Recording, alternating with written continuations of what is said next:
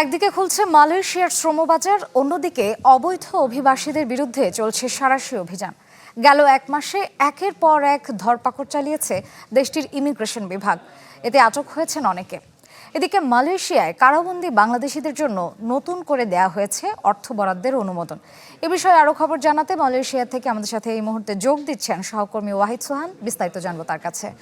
সোহান, আমাদেরকে জানাবেন যে এই অভিবাসনের বিরুদ্ধে যে অভিযান চলছে তার সর্বশেষ খবর।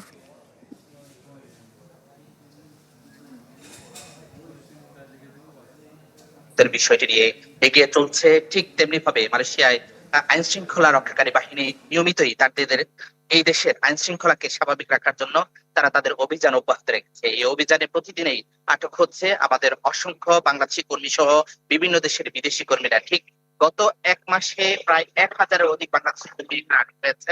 এছাড়া বাংলাদেশি কর্মীর পাশাপাশি বিভিন্ন দেশের নাগরিকদের সংখ্যা প্রায় 3000-এর অধিক বিদেশি নাগরিক এখানে অবৈধ থাকার কারণে এখানে আটক হয়েছে।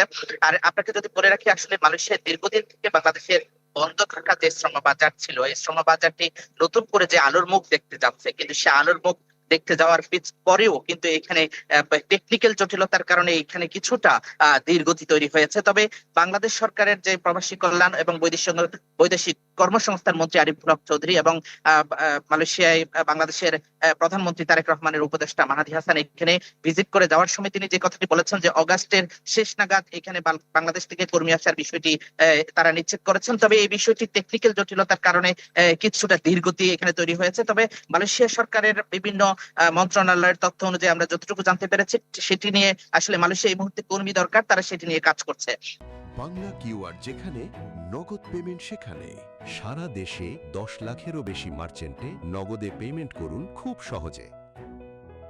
আরেকটি বিষয় আপনি যেমনটি বলছিলেন যে আসলে দীর্ঘদিন থেকে মালয়েশিয়ায় থাকা বাংলাদেশি কর্মীরা বিভিন্নভাবে কূটনৈতিক জটিলতার মধ্যে ছিল এবং বিভিন্ন সময় তারা আসলে তাদের যেই পরিমাণ এখানে সহযোগিতা দরকার, বাংলাদেশ হাই কমিশনের বিভিন্ন কর্মকর্তাদের অসাধু কর্মকর্তাদের দুর্নীতির কারণে কিন্তু এটি কিছুটা এখানে ব্যাহত হচ্ছিল। তবে নতুন করে সরকার পরিবর্তন পরবর্তী মালয়েশিয়া এবং বাংলাদেশের সাথে কূটনৈতিক যেই সম্পর্কের কিছুটা টানাপোড়েন ছিল, এটির কিছুটা ব্যক্তি ঘটেছে। এখন এই মুহূর্তে সেই টানাপোড়েনটা দূর হয়ে মালয়েশিয়া এবং বাংলাদেশের মধ্যে কূটনৈতিক প্রচেষ্টাটি এই মুহূর্তে খুব সক্রিয়ভাবে চলছে। তবে মালয়েশিয়া বাংলাদেশ হাই কমিশনের যে লেবার কাউন্সিলর রয়েছেন, তার তথ্য মতে এখানে মালয়েশিয়ায় যে সমস্ত জেলবন্দি আমাদের কর্মী ভাইয়েরা রয়েছে বা বাংলাদেশিরা রয়েছেন, ইতিমধ্যে ওয়েজ অনার্স বোর্ডের মাধ্যমে বাংলাদেশি কর্মী যারা রয়েছেন তাদেরকে কিন্তু এখানে 30 রিঙ্গিত করে একটি বরাদ্দ দেওয়া হয়েছে, যাতে করে সাবান বা প্রয়োজনীয় নিত্য প্রয়োজনীয় জিনিসগুলো কিনতে পারে। তার পাশাপাশি এখানে আরেকটি বিষয় করা হয়েছে,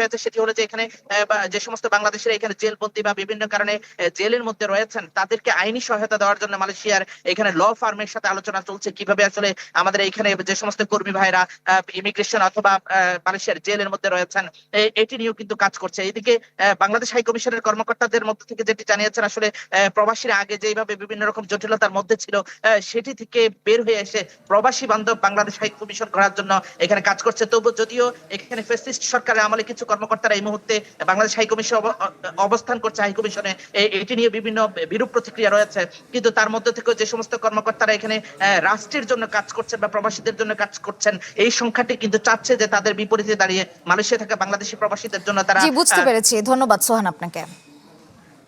দর্শক, আমরা সরাসরি যুক্ত ছিলাম মালয়েশিয়ায়।